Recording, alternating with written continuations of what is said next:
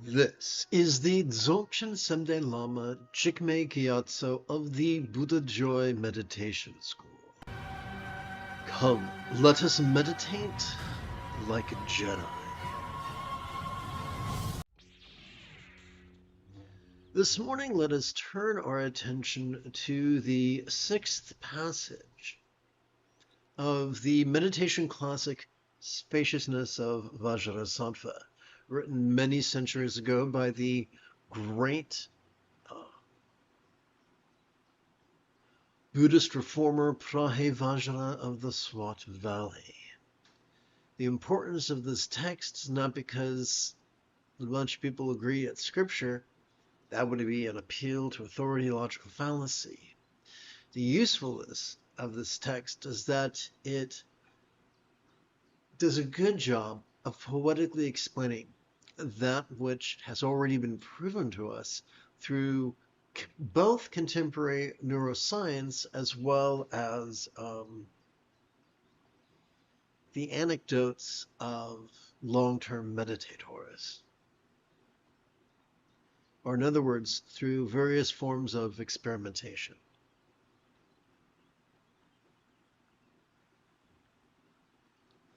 Allow me to read from you. Or let's read. And yet, oh, you know what? I forgot to set up the side camera. Don't I feel silly? Woof. Okay, let's see.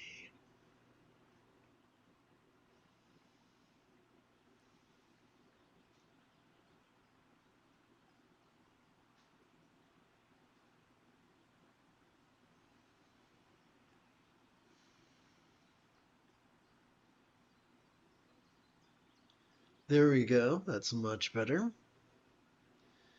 And yet, the miraculous is not beyond our recognition. Due to intuitive insight into the natural state, our innate capacities and spiritual powers come to the fore naturally from within our own inner depths. The very first phrase, and yet, infers that this is a continuation of a previous thought. Up here we see the number 4. So let's go back to the fourth passage. Despite our mistaken notions. So despite our mistaken notions,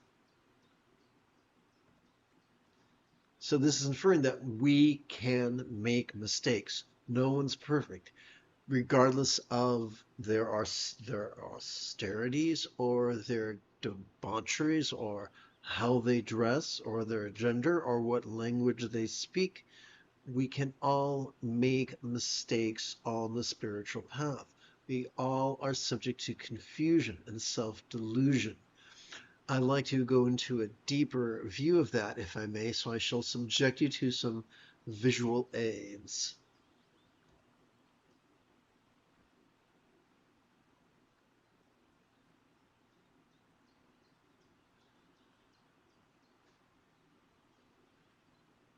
The more we indulge our rigid or controlling tendencies, the more prone we are to actively focus and actively analyze.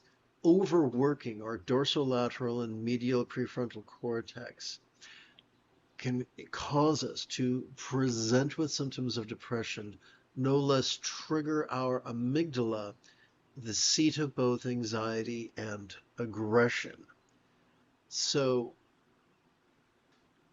just because we're sitting cross-legged on the ground does not guarantee that we're going to be as empathetic or as peaceful as we would like to be. There are plenty of mistakes that we can make. However, neither the prefrontal cortex, though spectacular it may be, and the amygdala, though vital it is to survival, constitute the entirety of our central nervous system. Let us take a moment to consider the simple spinal cord, whose fancy name could be the hub of our autonomic nervous system.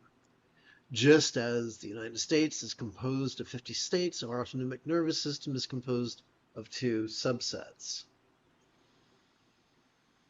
Let us begin with mindfulness. Every time we inhale, whether we know it or not, we are already wired to automatically access the middle bit of our spinal cord, which could be described as the hub of our sympathetic nervous system.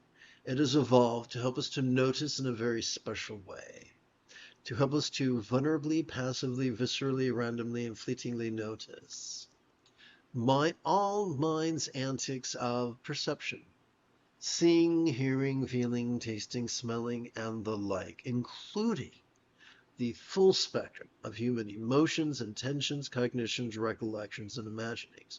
All of them. From the external to the internal, from the physical to the mental, from the pleasurable to the painful, from the interesting to the boring, from the glorious to the grotesque. But the question remains, what do we do with that which we have noticed? The answer brings us to meditation. To meditation.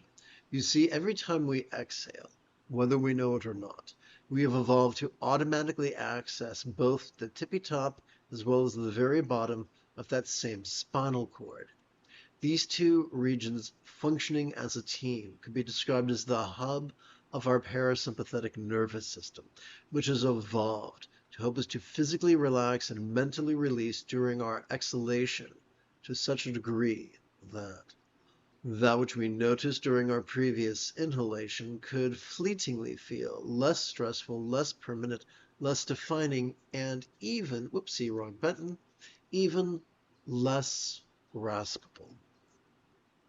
At least for a moment, until our next inhalation and the cycle begins afresh. Now let's return to this morning's root text. So I'm going to tap button 7. So, and yet, despite our capacity to fall into the habit of competing against our own autonomic nervous system, and yet, despite our tendency to sometimes indulge our controlling tendencies to the point of over-focusing and over-analyzing, to the point that we become depressed and anxious and aggressive. Despite that, we have the neurological equipment to help us experience the miraculous. Now, here, miraculous could be used literally or figuratively. Within the context, it seems to be a reference to the figurative. Many people, so let me jump back again to button number 9 and accost you with another chart. Sturgeon's law reminds us that 90% of everything sucks, including humans, including meditation teachers.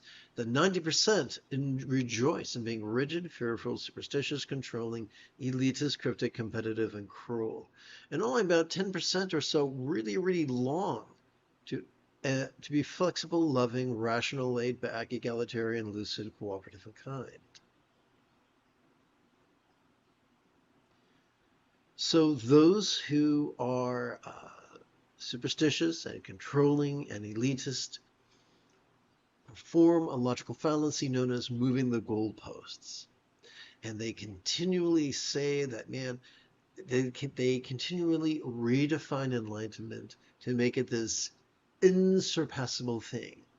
For instance, people talk about you must not be attached to anything, including non-attachment. And they make it sound just as difficult as possible. However, in the second to the final passage of the discourse upon the 4 bases of mindfulness, the Buddha is said to have explained that one could master his path in as little as 7 days. So we see the Buddha's path was not this one of being rigid, fearful, superstitious, controlling, elitist, cryptic, competitive, and cruel, but instead one of being flexible, loving, rational, laid back, egalitarian, lucid, cooperative, and kind. An easy, easy path. This is very, very important. So, how do we reconcile the fact that we seem to be hedonistically wired to reach for things, to hunger for things, to crave things, with the Buddha's promise that we can master his path in as little as 7 days? The answer is, of course, neuroscience.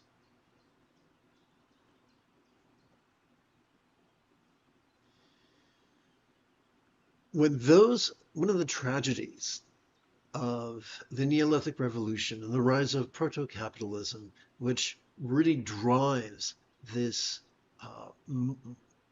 worldview of being rigid, fearful, superstitious, controlling, elitist, cryptic, competitive, and cruel, is that we become so rigid that we fail to recognize figures of speech and we interpret them literally.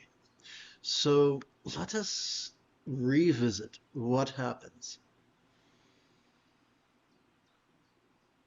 as we relax into our exhalation.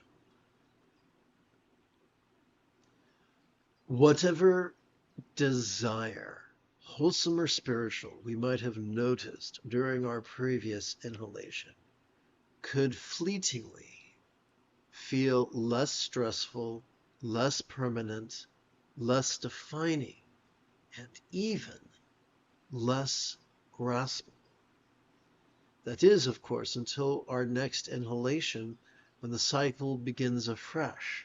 And so we say the goal of meditation is not to fall into the dualism of shoving at craving and reaching for non-craving, which makes about as much sense as making love in the name of virginity. Au contraire, all we're doing by practicing mindfulness and meditation is taking a relaxing break from our exhausting habit of actively competing against our own autonomic nervous system, and instead taking some time to passively cooperate with it. One of the coolest things is that enlightenment is nothing magical, it's nothing mystical, it's just getting good at a certain set of skills. As children, we are called upon to master using the commode instead of our diapers. We are called to learn how to brush our teeth, learn how to tie our shoes, learn how to ride a bike. And in the midst of childhood, these tasks could feel daunting. However, most children, by the time they enter first grade, can use the toilet, can brush their teeth, can tie their shoes, can even ride a bicycle. It is as if we humans are mastery machines, born to get so good at rudimentary tasks that we come to practice them spontaneously, habitually, easily, and effectively. All enlightenment is getting that good at the Eightfold Path. And so here is the cheat code, just like on a video game. If once every 12 hours or so, we remember to practice mindfulness and meditation in harmony with our inhalation and our exhalation, we cannot help but notice change and non-graspability, the first fold of the path. The more we play with mindfulness and the meditation, the more we cannot help but practice kindness, kindness of intention, kindness of communication, kindness of conduct, kindness of commerce, which constitute 50% of the Buddha's Eightfold Path. This is why the late Tulku Thondup insisted that the highest love is the spontaneous and uncontrived byproduct of mindfulness and meditation, because just as concentration and contemplation, or I should say over-concentration and over-contemplation, excite our amygdala, the seat of both anxiety and aggression. On the other hand, passively cooperating with both facets of our autonomic nervous system calm the anxiety and aggression of our amygdala and gently stimulate the empathy of our anterior cingulate gyrus, simply by passively cooperating with our inhalation's tendency to notice and our exhalation's tendency to relax. The more we play with mindfulness and meditation in harmony with our respiration, the more our choices and our utterances and our deeds begin to flow not from contrived calculation, nor from wild scatterness, but instead from love's deeply centered spontaneity. There are many words to describe this. This could be described as right effort or effortless effort. If you prefer Chinese, Wu Wei, forgive my pronunciation. This could also be described as going with the flow. Or in other words, being less like cranky Mace Windu, and being less like grumpy Mace Windu, and being more like groovy Qui-Gon Jinn. Being less like the Big Lebowski and more like the dude.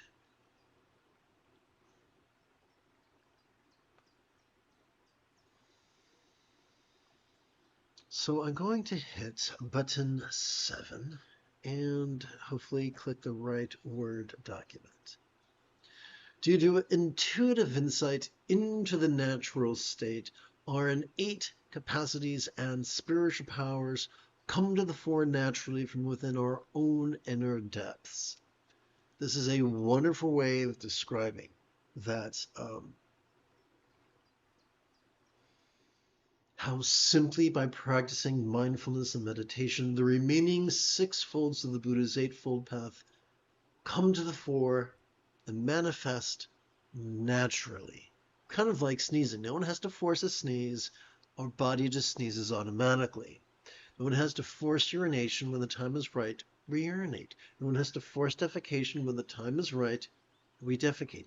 These are natural processes. Similarly, our ability to notice change, whether it be change in the seasons or in the waxing and the waning of the moon, or the rising and the setting of the sun, or the swelling and the sinking of our chest. These are natural, effortless observations. We are wired to find fulfillment in cooperation. We are wired by evolution for empathy. We don't have to force these things. These things are natural.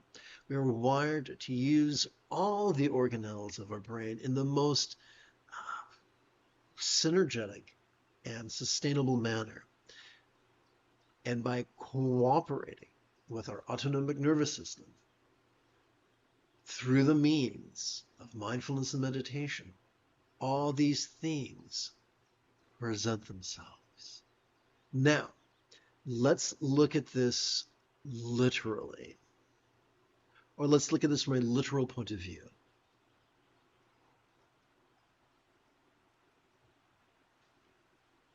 The Buddha's inner teachings were not about wish fulfillment. They were not about ritual or magic or shamanism. And yet, over the decades and centuries and millennia, they have been confused with those things. I'm reminded of a passage in the Hebrew Old Testament which reads, "Give us a king so that we can be like the other nations." I remember as a little envious little boy programmed by television, I wanted to be, I would ask my mother for not just an orange, but a sun-kissed orange. Because that, or not just for toothpaste, but Colgate toothpaste, because that was advertised on Sesame Street. And Captain Kangaroo. Because the captain wouldn't steer me wrong. And whenever my next door neighbor would get a gift from his parents, I would ask for the identical gift. Greedy little child that I was. And so there's something very, very natural, although destructive, about envy and comparing ourselves to others and the like. And so when we see the history of Buddhism, we see proto-Buddhism became was radically different from what institutional Buddhism became. And yet, members of every sect of Buddhism can be found, teachers of every sect of Buddhism can be found saying, but we need ritual for wish fulfillment to meet other people's needs, whether those needs be circumstantial or physical or interpersonal or mental. We need the magic. And almost as if in reaction to this, because remember, the author of this text was a reformer. We're taught the miraculous is not beyond our recognition. Due to the intuitive insight into the natural state, our innate capacities and spiritual powers come to the fore naturally from within our own inner depths. Let us return to science. We have evolved to have survival instincts. We have evolved to experience aversion to scarcity and peril and illness and injury. And because we were natively herd animals, we have also evolved to experience aversion towards scorn and shame. Similarly, we've evolved to experience desire for safety and plenty and pleasure and praise and fame, because these things aided our survival. Ask an anthropologist, they'll tell you. And so the cool thing is, we don't need a vision board. We don't need an affirmation. We already are wired to have aversions to things that are antithetical to our survival. We are already wired to have desire for those that seem to serve our survival. So we don't need to contrive any wishes. They're already hardwired into us. And so as we sit in meditation, at various times, different desires and dreads and avarices and aversions and hopes and fears could cartwheel across the stage of our mind, figuratively speaking.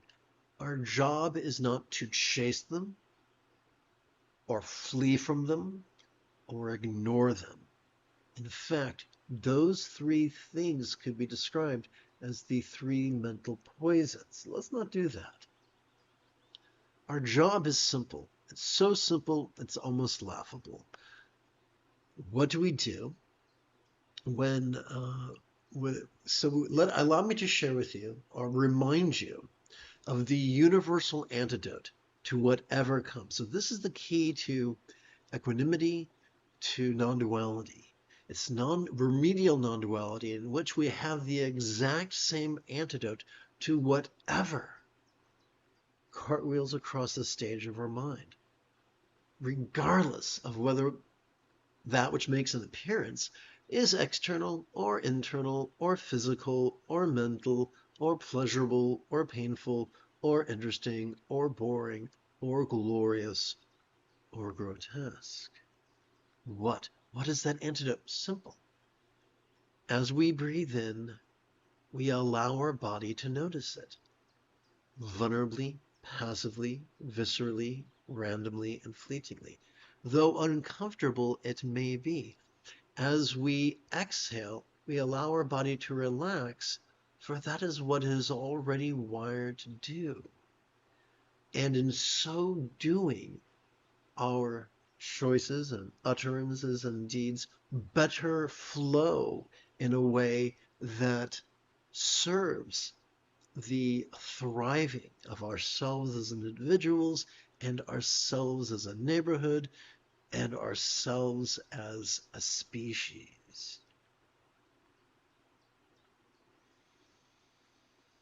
That's probably why the litmus test of meditation is empathy or aggression. When we get lost in over-focus and over-analysis, we become more cranky and greedy and cruel and short-sighted and impulsive. However, when we cooperate with both facets of our autonomic nervous system, we become less greedy, less cranky, more empathetic, more peaceful, more, and our choices, utterances, and deeds begin to flow from love's deeply centered spontaneity.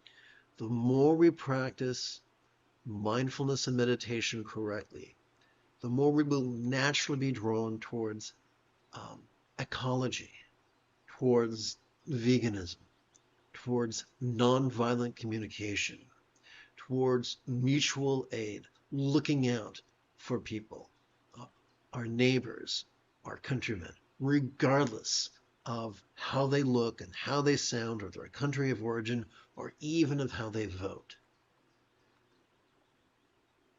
That is the litmus test of spiritual practice. Consider, if you will, our dogs. The more we meditate and practice mindfulness meditation correctly, the more we become like the people that our dogs already think we are.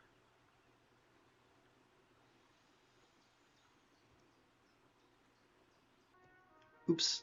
You have taken your first step into a much larger world. If you feel that I have earned it, you could give this live stream a thumbs up. You could even help support this channel.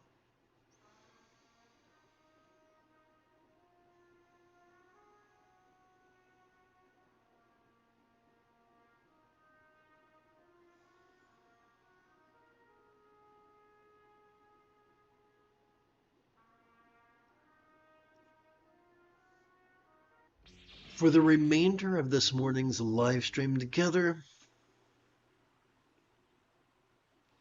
let us sit and breathe and notice and rest.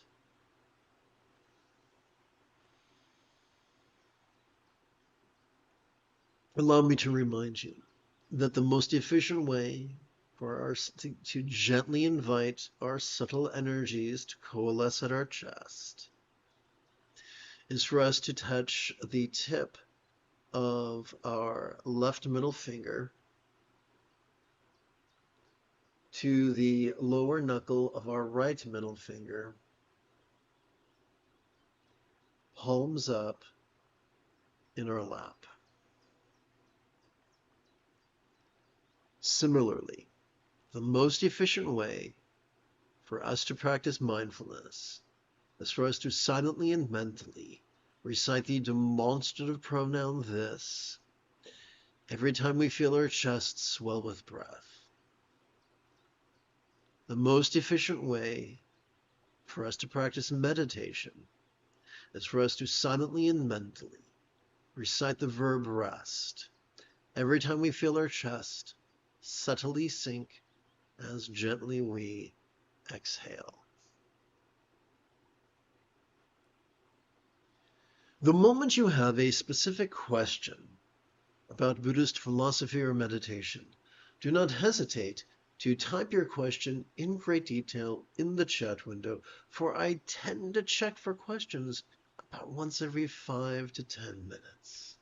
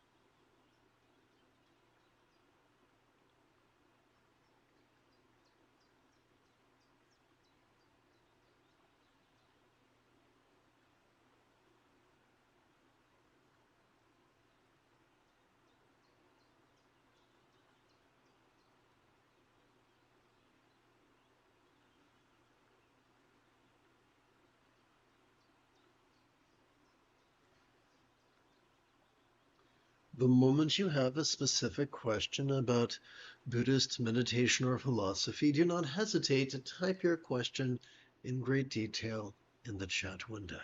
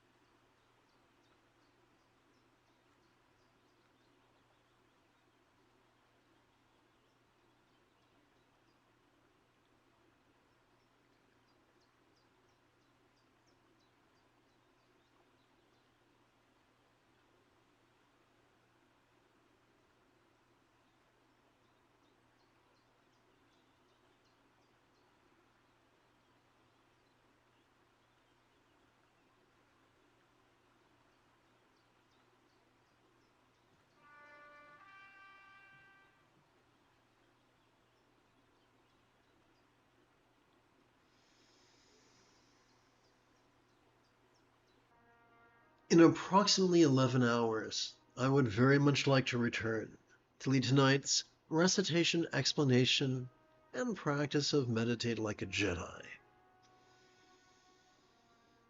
And if you are as geeky as me, may the Force be with you always.